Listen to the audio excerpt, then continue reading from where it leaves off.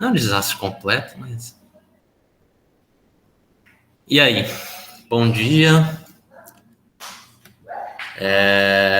Para quem, acho que aqui a galera não me conhece, né? Eu acabei de dar aula na turma que já me conhecia, que é a turma anual. Mas se alguém me conhece aqui, fica a minha apresentação de novo. Eu sou o Guilherme Weiler. Vou escrever o meu nome aqui. Lá no começo, lá na outra turma eu esqueci de escrever. E eu vou dar essa aula de história para vocês. Para dar essa aula, o que eu fiz? Eu postei, acho que a galera que acompanha o grupo aí viu que teve alguns contratempos, mas eu postei no Classroom um breve roteiro de como que a gente vai levar essa aula, e postei também um texto de referência. O texto ele é bom, tem alguns problemas, desculpem se tiver muito barulho aí. Tem alguns problemas que a aula vai suprir, mas é um texto bom, é um texto um pouco mais antigo, né? Então o português ele tem algumas peculiaridades, mas é um texto bom, assim, um texto de resumo, né? Então, se quem leu ou o roteiro ou deu uma lida no texto, e enfim, eu queria ver assim se vocês poderiam fazer uma breve reflexão. Se puder abrir o microfone, seria bem melhor, né? Acho que a troca de ideia fica melhor. Mas se quiser escrever aqui também, no máximo umas 3, 4 linhas, para resumir, assim, ou escrever alguma dúvida que vocês tiveram com relação ao texto. Vamos lá, uns 5 minutinhos para essa etapa. E só complementando a minha apresentação, eu não faço história, tá, pessoal? Faço economia. Então, vocês vão ver que minha aula tem um certo viés aí para um lado de história econômica. Mas é tranquilo.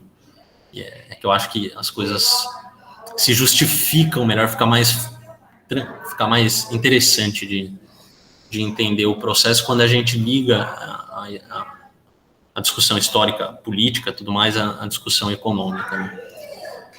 Então, vamos lá. Alguém aí? Quem leu o texto ou leu o roteiro, se puder sinalizar aí também no chat ou abrir o microfone.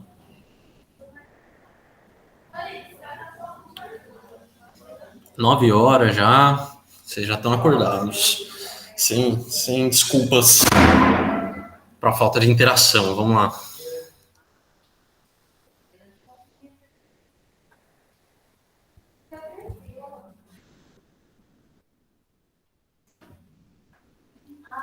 Mano Tavares. Tudo bem, eu não vou julgar quem não conseguiu, tá, gente? É só para ter uma ideia quem conseguiu ler e quais as dúvidas que tiveram, quais as reflexões que vocês tiraram. Só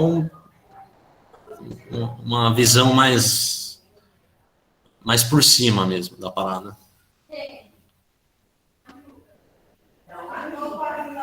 Só o Mano Tavares. Vocês estão fracos, hein? A turma falou mais. Vou jogar aqui mesmo na competição. Não sei se era o meu Classroom que deu problema, mas quando eu clicava no link não aparecia nada. Eu acho que eu fiz uma alteração lá, porque eu tinha postado só em uma turma, depois eu postei em todas, e teve um problema também com uma aluna que ela não tinha aceitado o compartilhamento do Classroom no e-mail, né? Vocês têm que entrar na caixa de entrada de vocês, vai ter um e-mail do cursinho lá. Isso aí, ó, mano. E aí vocês aceitam o compartilhamento do Classroom, ok? Não precisa fazer isso agora, né? Mas enfim, fica a dica.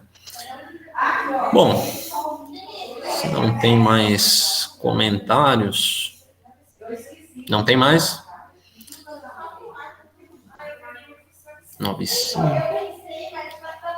Bom, se não tem mais comentários, eu acho que a gente pode começar a aula. como eu coloquei no roteiro, ela vai ter o intuito aqui de responder 5 principais perguntas sobre o que a gente chama de ciclo da cana. Opa.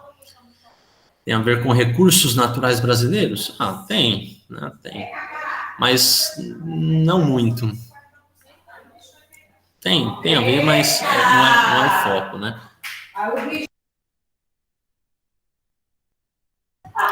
Deixa eu ver se... Bom, gente, tem barulho aqui, enfim, essa parada, né, de pandemia, a gente fica suscetível a isso, me desculpem. Mas vocês estão me ouvindo? Tá dando para me ouvir bem? Ou tá atrapalhando? Se tiver... Tá, beleza. Então, é o seguinte, né? A gente tem 5 principais perguntas que a gente vai buscar responder nessa aula. Eu coloquei essas 5 perguntas justamente para tentar alinhar, né, as turmas, para não dar conteúdo muito diferente. Então, a primeira pergunta que a gente vai precisar responder com relação ao que a gente chama de ciclo da cana é: por que do cultivo da cana no Brasil? Então, assim, Portugal, em algum momento da história, depois de ter descoberto o Brasil, decidiu cultivar cana aqui. Né? O que a gente vai tentar entender é por quê. Por que a escolha da cana? Por que o Brasil? Por que não fez outra coisa? Por que não ficava só explorando o pau-brasil? Enfim, essas perguntas. Né? A segunda pergunta que a gente vai buscar responder é: de que forma esse processo, né, da produção do açúcar aqui no Brasil altera a dinâmica colonial? Né? Para fazer isso, a gente vai precisar entender qual que era a dinâmica colonial antes do açúcar. Vamos fazer um breve retrospecto. Em terceiro lugar, a gente vai se perguntar, a gente vai tentar responder como que essa dinâmica ela se estrutura produtivamente, tá certo? Então, de forma técnica, como que se dá essa produção, que vocês devem saber, através do engenho, né? Então a gente vai estudar um pouco essa unidade produtiva e a gente vai analisar um pouco também como que isso se reflete socialmente, né? De certa forma até politicamente. Em quarto lugar, a gente vai tentar responder como que essa unidade produtiva ela vai se articular internamente no Brasil, então com outras regiões, e também externamente, né, no comércio internacional. E essa ideia de comércio internacional é extremamente importante para a gente entender o contexto geral do ciclo da cana. Em quinto lugar, a gente vai tentar responder o porquê que a gente fala em ciclo produtivo. Qual que é a ideia por trás de falar ciclo da cana? Ok? Alguma pergunta com relação às perguntas que a gente vai tentar responder aqui? Então, para início de conversa, o texto ele começa tratando de como o Brasil era visto sob a perspectiva dos portugueses, sob as perspectivas de nossos queridos, ou não tão queridos assim, colonizadores, ok? Então, Portugal, uma vez tendo descoberto o Brasil, e por que Portugal descobriu o Brasil, tá certo?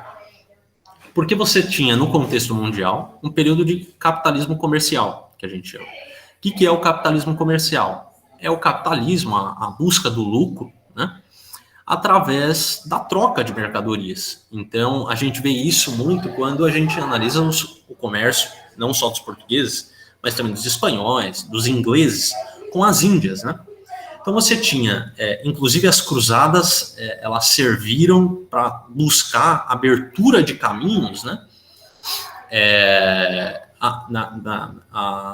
para as Índias orientais, né? Então, que é um pouco do período do Renascimento, né? Depois das cruzadas, quando você consegue abrir essas rotas comerciais, né? Você tem o período do Renascimento, que a gente estudou, a gente na outra turma. Eu dei aula no semestre passado sobre isso. Mas, enfim. Então, você estava buscando, você continuamente estava buscando terras com as quais você podia comercializar, pegar produtos deles, poderíamos ver. Isso, exatamente. Aí, ó, Lourane Santos, sim, Lourane. O que acontece é justamente uma corrida marítima, só que essa corrida marítima tem muita semelhança com a corrida espacial, por quê? Porque tem a ver com a tecnologia disponível no período, né? Então, assim, você, no período do século XVI, do século XV, XVI, quais são as tecnologias que você tem sendo desenvolvidas, né? A bússola, enfim, tem um nome lá do mecanismo que eles usam nos navios, a própria tecnologia dos navios, né? Navios que aguentassem mais tempo no mar, navios que tivessem compartimentos, né, de estoque de comida maiores para aguentar uma tripulação maior.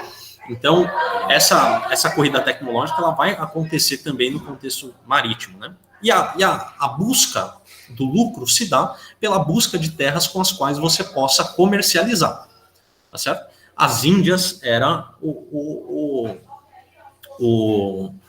foco principal, tá certo? Mas Portugal não tinha, por mais que tivesse grandes rotas, né, voltada para as Índias, o empreendimento da Índia era também muito perigoso, né? Qualquer empreendimento marítimo, no caso, era muito perigoso, era muito custoso. Você construir um navio, né, você precisaria de uma taxa de lucro muito grande, de um retorno muito grande desses produtos que você adquiria, para conseguir pagar o investimento que você fazia na construção dos barcos, na construção das ferramentas, enfim, para alcançar essas terras. Ok? Então, essa é a primeira noção que a gente precisa ter, né, do capitalismo comercial. O Brasil sendo descoberto, e aí tem uma certa... Eu acho que hoje não é tão polêmica, né, mas já foi mais polêmica, que assim, o Brasil foi descoberto porque Pedro Álvares Cabral estava buscando as Índias, ou o Brasil foi descoberto propositalmente, né? Tem-se hoje, acho que um pouco mais de consenso de que já havia o conhecimento das terras brasileiras, né? E de que se buscou, de fato, chegar às terras brasileiras para estabelecer comércio.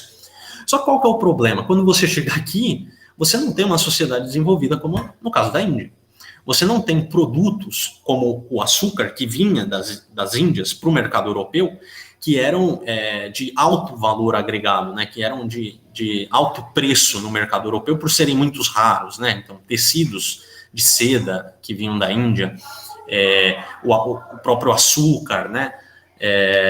Eles eram produtos muito, muito requeridos pela nobreza europeia, né? Então eram produtos nobres. O preço do açúcar era muito caro, inclusive ele era dado como dote em casamentos europeus, para vocês terem ideia, né? Então, assim, Portugal vai chegar aqui no Brasil, não vai ter nada para trocar, basicamente, né? A única coisa que ele encontra é o quê? Pau-brasil.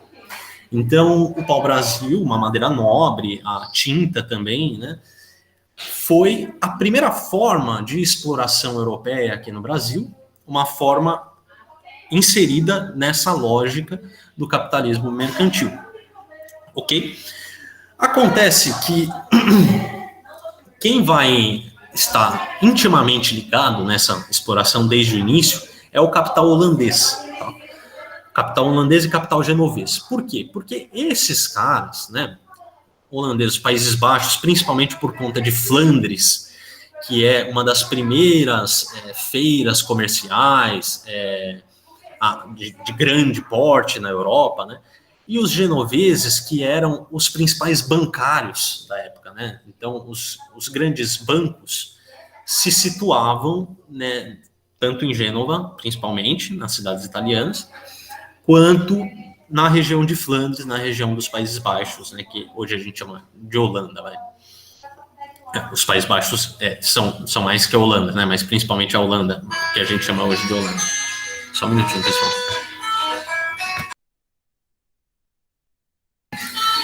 Então, o que vai acontecer é uma necessidade grande de capital por parte dos portugueses, né, para esses empreendimentos marítimos e um adiantamento muito grande de recursos por parte dos holandeses, principalmente. Então, os holandeses vão estar relacionados a essa exploração tanto inicial do Brasil e muito mais depois com a produção do açúcar, ok? Essa relação dos holandeses com Portugal, principalmente no cash, no dinheiro, é interessante para a gente entender um pouco desse ciclo do açúcar. Tá? Então, essa é a primeira forma, né, de exploração do território. Uma exploração muito mais de reconhecimento costeiro, uma exploração muito restrita à faixa litorânea, e uma exploração que utilizava a mão de obra indígena não por meio da escravidão, de fato, mas muito mais por meio do escambo, né? Então, os índios, como conheciam o território, acabavam cortando para o Brasil, trazendo para o litoral, trazendo para a margem, e os portugueses, né, através de trocas nada significativas, né, artefatos muito mais simples para os europeus, muito baratos, trocados em troca, né, do pau-brasil para levar para a metrópole, para extrair tinta, para fazer móvel com a madeira nobre. Okay? Muitos móveis da nobreza portuguesa, não só da nobreza portuguesa, mas também da nobreza francesa, foram feitos com pau-brasil. Ok? Então, essa é uma primeira etapa. O que acontece, né? Você tem, nesse período, com o descobrimento, de um lado, da América Espanhola, né, que é a oeste do Brasil, e da América Portuguesa, você tem uma necessidade das principais coroas, né, assim como no caso da corrida espacial, que a Lorane Santos falou, você tem uma certa divisão do mundo entre União Soviética e Estados Unidos. Nessa época você tem uma divisão oficial que chama Tratado de Tordesilhas, ok?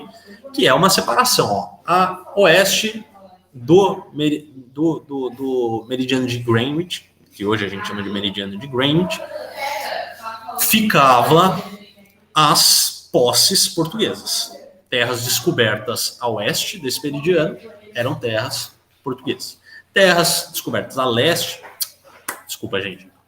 terras descobertas a leste eram terras portuguesas, terras descobertas a oeste eram terras espanholas.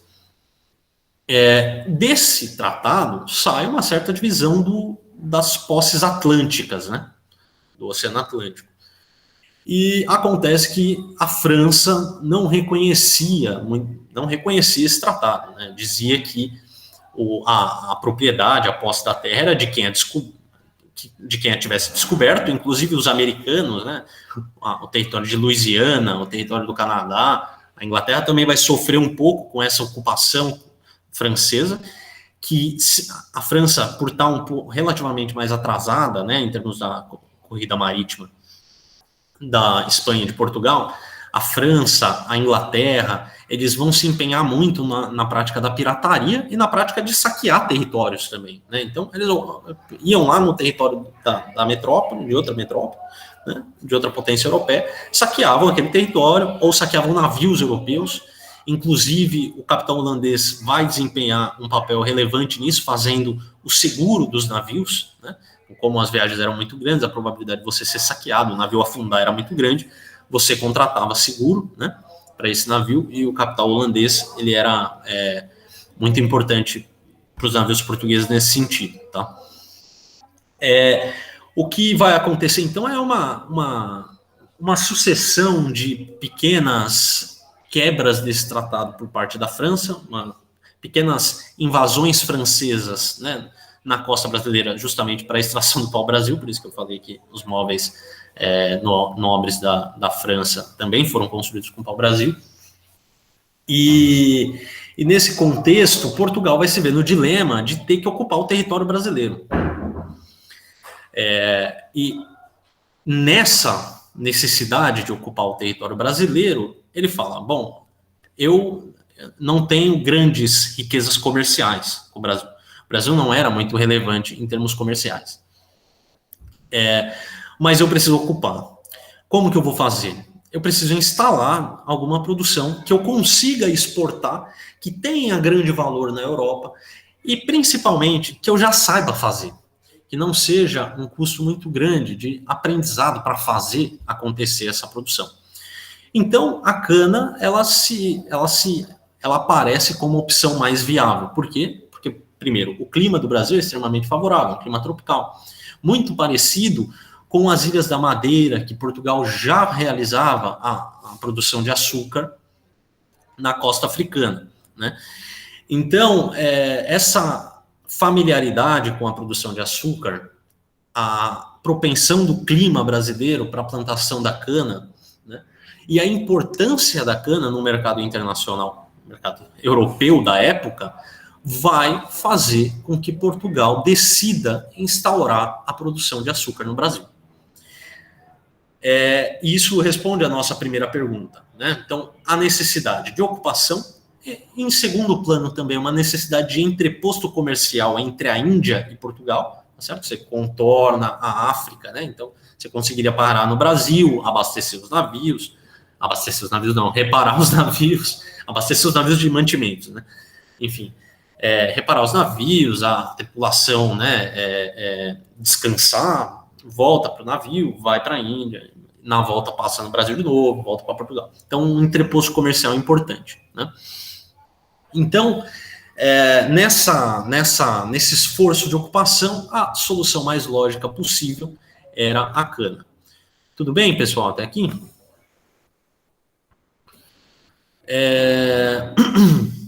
Acontece que, assim, se tiverem dúvida, gente, pode me interromper na hora, mesmo que eu não responda na hora, eu vou lendo e eu respondo depois, tá?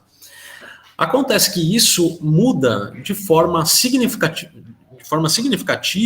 a dinâmica colonial que Portugal estava colocando para o Brasil. Então, na exploração do pau-brasil, né, Portugal não tinha portugueses, de fato, ocupando o Brasil, né? Então, você parte de uma exploração puramente territorial, litorânea, para uma exploração, para uma ocupação do território na faixa litorânea ainda.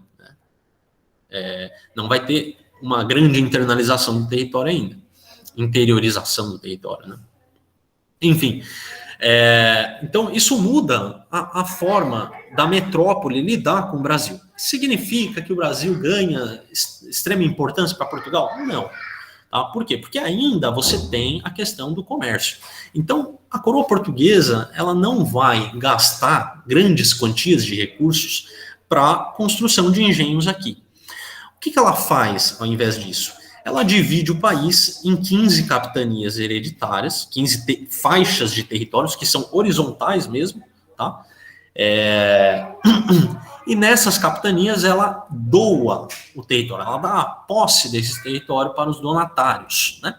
Quem são esses donatários? São geralmente membros da baixa nobreza,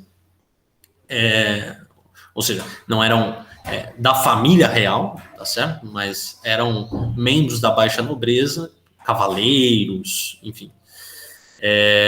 Membros também de baixas patentes militares, né? Então, a gente tem uma migração dessa classe para cá. Esses caras, os donatários, né? Eles vão ser responsáveis. Primeiro, eles estão indo para um país extremamente desconhecido, mas eles vão ter uma terra deles, né? Deles, entre aspas, porque se a coroa quisesse retomar essas terras, o donatário era obrigado a vendê-las para a coroa portuguesa, né? Portugal pagava por elas e o donatário era obrigado a vendê-las. Coisa que só vai acontecer completamente, se eu não me engano, lá para 1680, alguma coisa assim, tá? Ou ainda depois, eu acho que ainda depois, tá? Mas enfim, a data não é tão relevante aqui. O que vai acontecer então é que você vai ter esses donatários, os donatários muitas vezes não têm os recursos necessários para empenhar, né, o investimento de um engenho. E qual que é o investimento de um engenho, gente? O engenho, ele é grande, muito grande, ele demanda grandes proporções de terra, né? Primeiro, para plantar a cana, porque a cana só faz sentido numa grande exploração, né? Principalmente se você está falando de uma colônia que você precisa cruzar um oceano para chegar até ela e para tirar mercadorias dela também. Então, o risco de se explorar essa colônia, de se explorar a produção de açúcar no Brasil, ele é grande para as embarcações, né? Ele é grande, um risco comercial muito grande. Então, você precisaria de uma taxa de lucro também robusta, né? E principalmente quando você fala desses caras de baixas patentes, né? Tanto da nobreza quanto do exército português, que estão buscando enriquecimento extremamente rápido, né? Que já era a tradição da colonização europeia, né? O próprio capitalismo comercial, ele é fruto, né? Ele reflete esse interesse de enriquecimento rápido, né? Não é à toa que hoje a gente ainda tem, né, vídeos no YouTube aí de como enriquecer em 10 dias na bolsa de valores, enfim, essa tradição permanece, né? Então, esses donatários vão recorrer a quem? De novo, ao capital holandês, né, ao capital genovês, aos bancários, né, aos banqueiros genoveses e holandeses que vão realizar o adiantamento de recursos para que esses donatários construam os engenhos, né? Às vezes nem vão ser eles que vão construir os engenhos, às vezes eles vão doar, né, pequenas faixas de terras, que a gente vai chamar de sesmarias, né, para outros portugueses, tá? É importante isso, gente branca, portuguesa, europeia, tá? Que vai constituir essa classe altíssima do Brasil que se dá pela posse de terra. Então, assim, o status social, o status político, primeiro se dá pela posse de terra, em segundo se dá pela posse do engenho, em terceiro, né, em última instância, o cara que exporta o açúcar. Então, assim, muitas vezes era o mesmo cara nas 3 instâncias, muitas vezes não. Muitas vezes o cara que cultivava a cana tinha uma pequena sesmaria, uma pequena parcela de terra.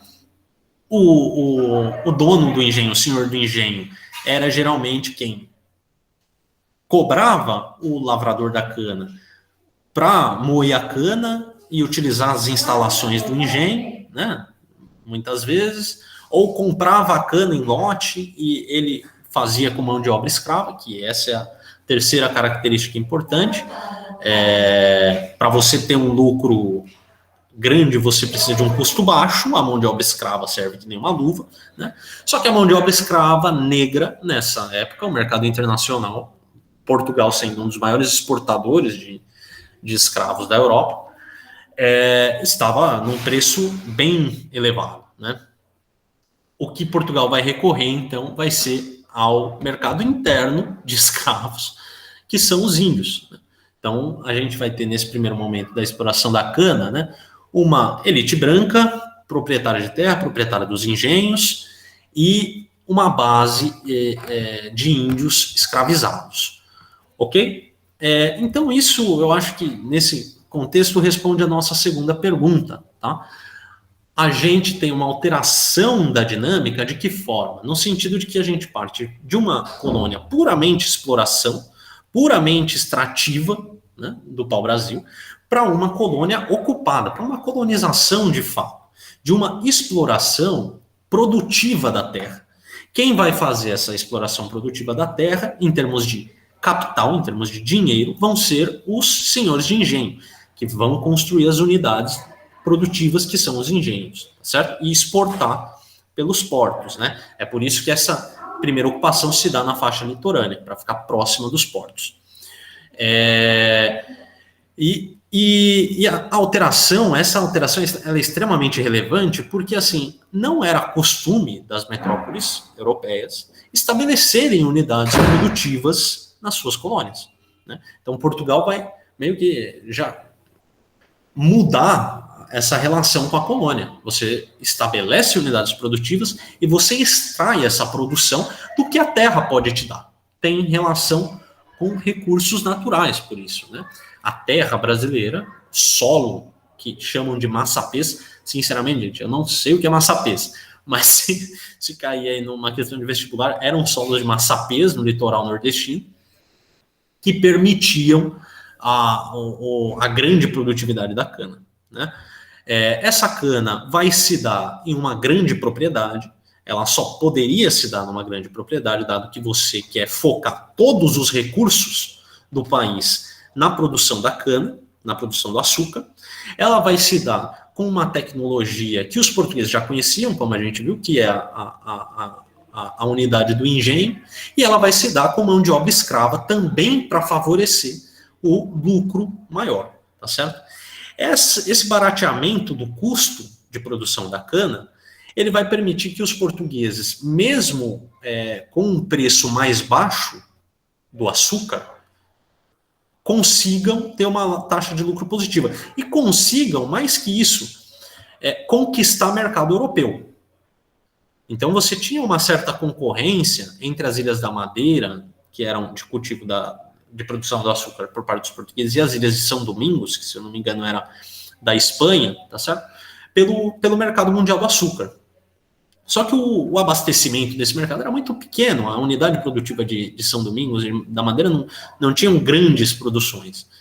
Agora, no Brasil já é diferente, você tem uma terra gigantesca, uma extensão de produção gigantesca, que aliada ao capital holandês e ao capital genovês, consegue uma produtividade muito alta, com um custo muito baixo, você reduz o preço do açúcar no mercado europeu e consegue conquistar esse mercado com o açúcar brasileiro. Então, Portugal vai observar um relativo ganho de importância do Brasil nas receitas da coroa. Então, isso já muda a dinâmica que o Brasil tem, né, enquanto colônia para Portugal. E isso é a alteração da dinâmica colonial. Da parte produtiva e social, a gente já tratou um pouco aqui, né? Então, o engenho vai ser a unidade produtiva, a estrutura social vai se dar para uma elite branca e uma classe escrava. A classe escrava, é importante a gente tratar que você tem uma alteração entre a mão de obra indígena e a mão de obra escrava, né? E negra. A mão de obra indígena escrava, não, o índio também era escravo. Agora, você tem uma alteração entre a mão de obra indígena escrava e a mão de obra negra escrava, vinda da África. O que os historiadores falam sobre isso é muito mais uma dinâmica demográfica, tá? Como assim? Uma dinâmica que os índios, por não terem contato com nenhuma civilização europeia até então, né, eles tinham, biologicamente, né, menos resistência aos vírus, bactérias que os europeus traziam, né, as doenças que os europeus traziam. E isso faz com que a população indígena seja dizimada por conta desses fatores, além da escravidão, né? Por outro lado, como os negros africanos já estavam inseridos no tráfico internacional de escravos, né, o que acontece é que eles têm uma resistência muito maior e morrem menos, portanto, duram mais. Gente, eu sei que a gente está falando de escravidão aqui, é um assunto pesado, mas assim, os caras dessa época pensavam isso, a compra de pessoas, como um negócio. É muito melhor. É tipo, você vai no mercado hoje, você escolhe entre comprar uma geladeira que dura 10 dias e uma geladeira que dura 10 anos, certo? Sendo que a geladeira que dura 10 anos é um pouco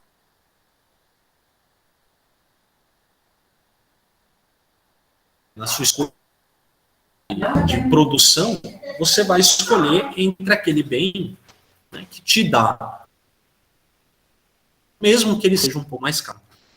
Então, você vai ver uma intensificação do tráfico negreiro para o Brasil. Quem vai fazer esse tráfico é especialmente os navios e capital holandês. Travou, pessoal? Travou, né? Nicole Nunes. Ih, rapaz, travou em que parte? Não estão me ouvindo?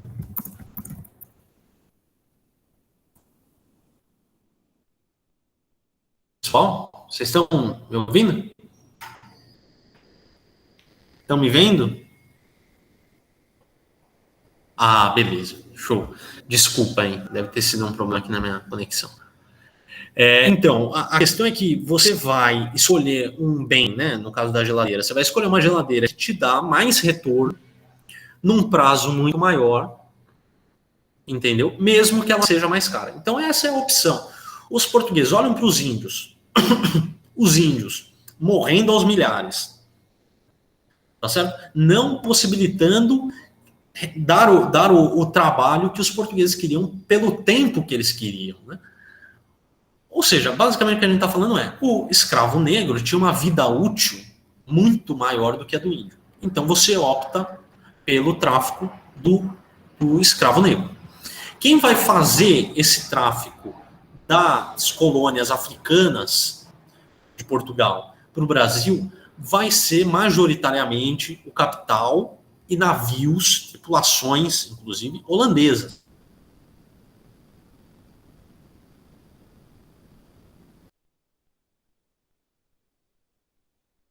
Tá? Ali no final do século, no meio do final do século XVII, né, eles eram especialistas no comércio. Eles tinham, por ter recurso, tinham uma frota comercial expressiva e também tinham seguros desses navios. Para um país que quer comercializar, às vezes é muito mais barato você terceirizar o serviço do comércio e focar somente na cobrança do imposto da produção. E cobra também, ganha uma parte do comércio. Então, assim, muitas vezes os portugueses delegavam aos holandeses o comércio de escravos entre a costa africana e o Brasil. E muitas vezes delegavam também aos holandeses o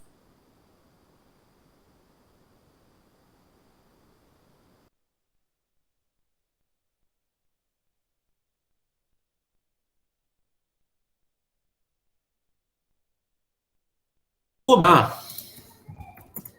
Merda, viu? Na outra aula não deu problema nenhum. Ô, caralho. Tá. Bom, a parceria dos holandeses com o Brasil é uma parceria histórica, né? É uma parceria que se dá no meio comercial. Era isso que eu estava falando, né? Isso é importante. Por que que isso é importante? Porque você vai ter nessa alteração, né, uma intensificação do tráfico negreiro por parte de Portugal e da Holanda, da África para o Brasil, ok? E uma intensificação da produção de açúcar também.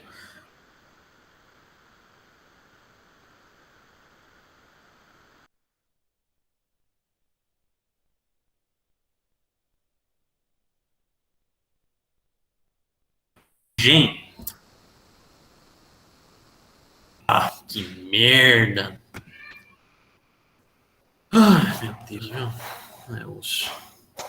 Não sei o que está acontecendo, gente. A minha internet aqui parece que está normal. Mas tá só, né? Eu acho que é o lugar. Eu mudei de lugar e antes estava melhor.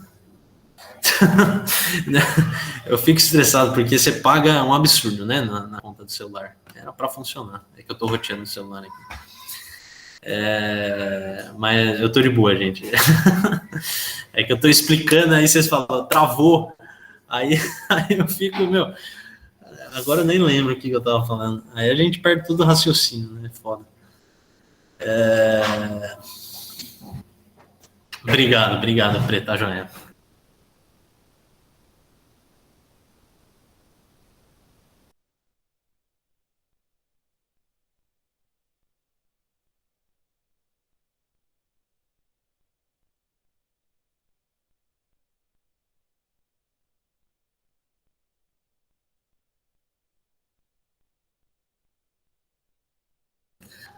Ah,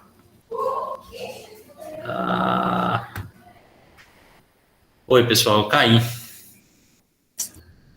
Vocês estão me ouvindo? Nossa, mas tá. Tá. Ah, não, tá. Tá de boa, já tá terminando. Você já ensina melhor, sinal? Vou lá em cima. Pera aí, pessoal. Você tem que expulsar todo.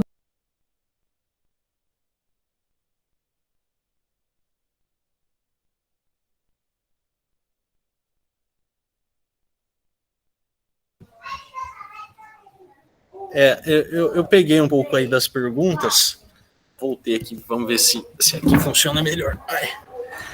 Eu peguei um pouco aí das perguntas. De fato, o índio acaba sendo desvantajoso, mas pela vida útil dele, né? O texto coloca uma questão de o índio era muito ele não se dispunha muito à disciplina do trabalho escravo, nada disso, né, gente? Porque assim, ser escravizado é um fato tão objetivo quanto, sei lá, né, você falar que o sol é amarelo, né, a não ser que você esteja falando com daltônico, mas é um fato objetivo. Escravidão é o ritmo de trabalho, assim, você não quer submeter, tudo bem, você vai apanhar até a morte, ponto. Então, não é um fato tão subjetivo quanto o texto supõe, é um fato mais concreto de biologia mesmo. O índio estava mais suscetível a morrer por conta das doenças europeias do que o africano, que já tinha contato com o europeu. Né? Não é uma questão de resistência, até porque quem que não vai resistir a ser escravizado? Né? Só um imbecil. Então, assim, enfim, eu ia falar um negócio, mas tá gravando, né? Vai que isso vai parar no ar. Então, assim, você tem essa desproporção do benefício. O índio não gera o mesmo recurso que o africano no mesmo período de tempo. O africano dura muito mais e produz muito mais.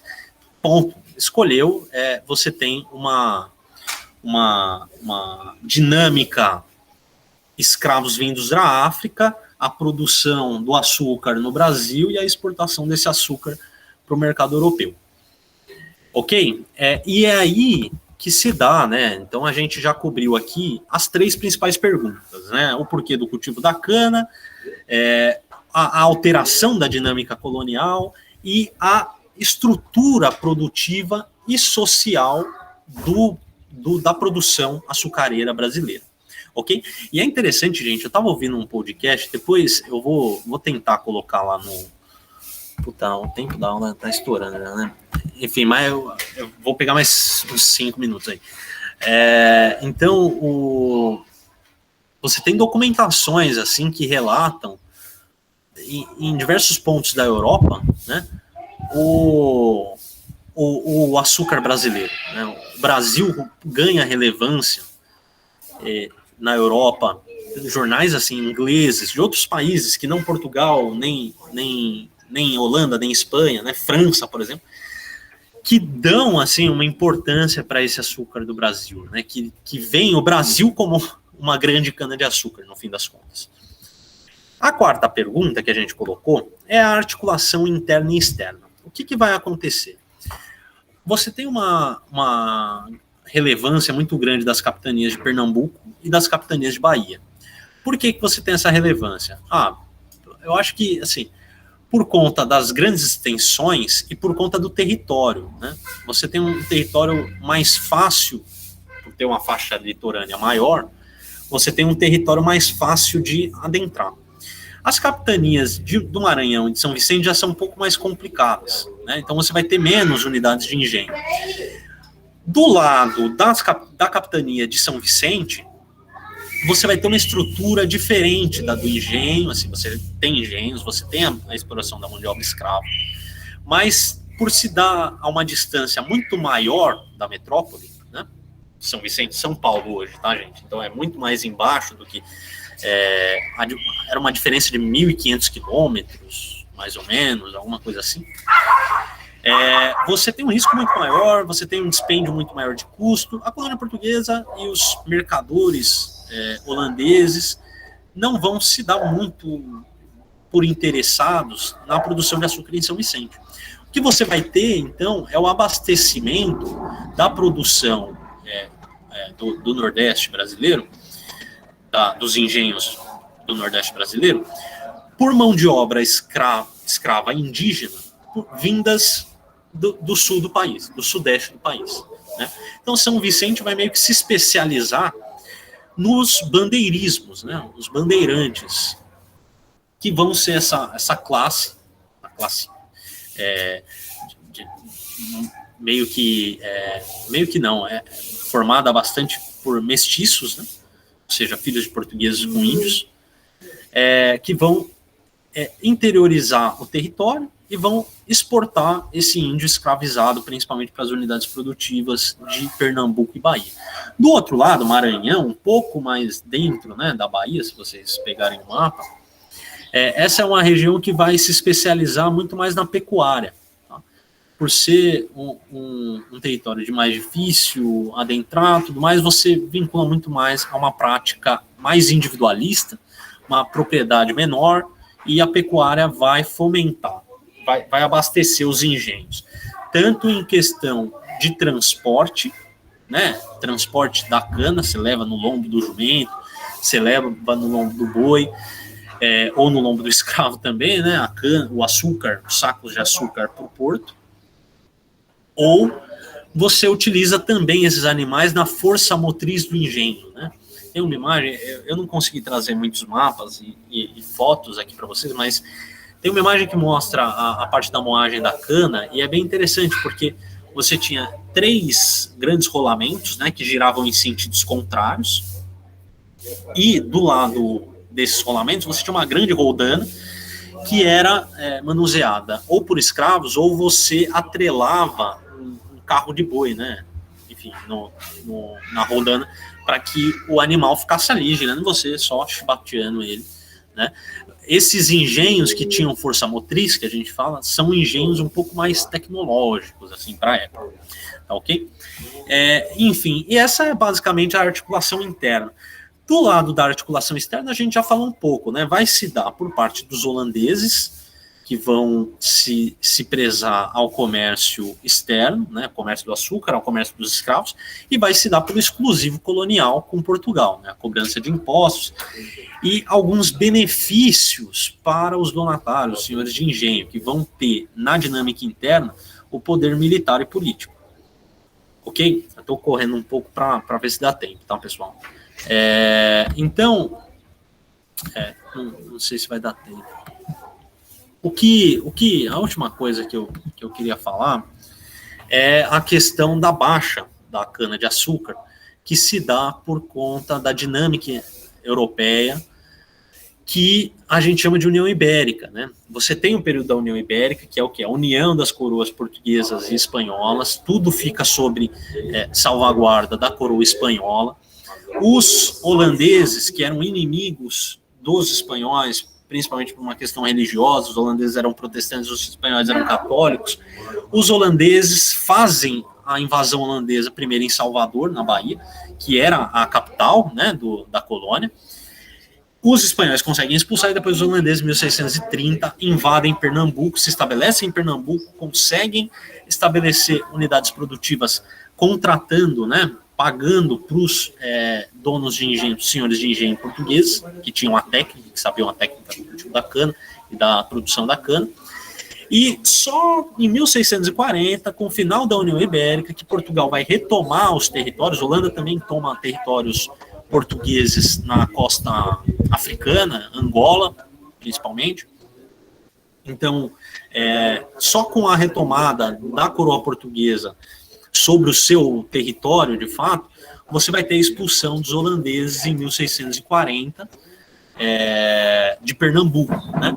O que vai acarretar uma produção crescente nas Antilhas, que os holandeses vão tomar e vão realizar a produção nas Antilhas do Caribe ali.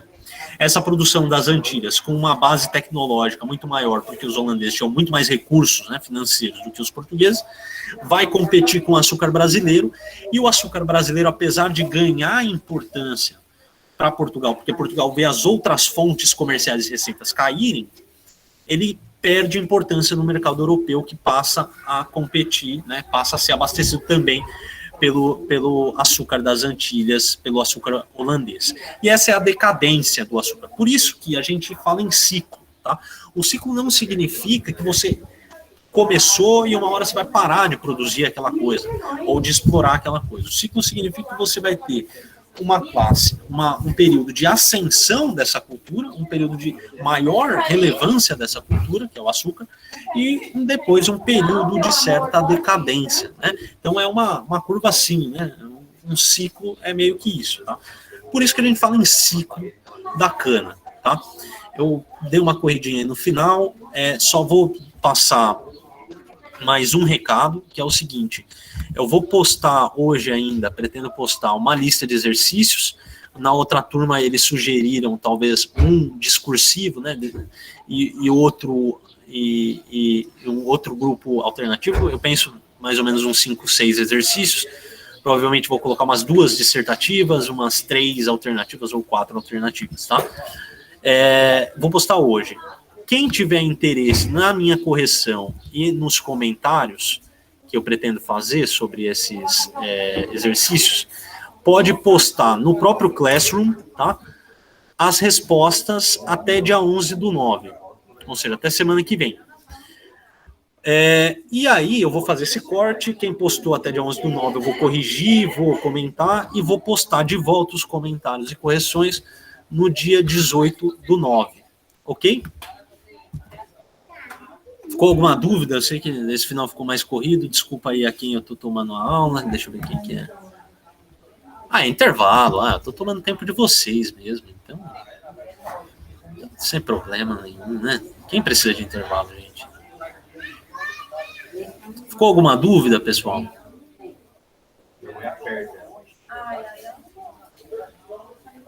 Respondemos as 5 perguntas, um pouco mais rápidas. Quem quiser uma abordagem mais detalhada e com menos falhas de conexão, acho que tem a aula da outra turma, que está mais contínua, né? Mas o conteúdo ficou bem parecido.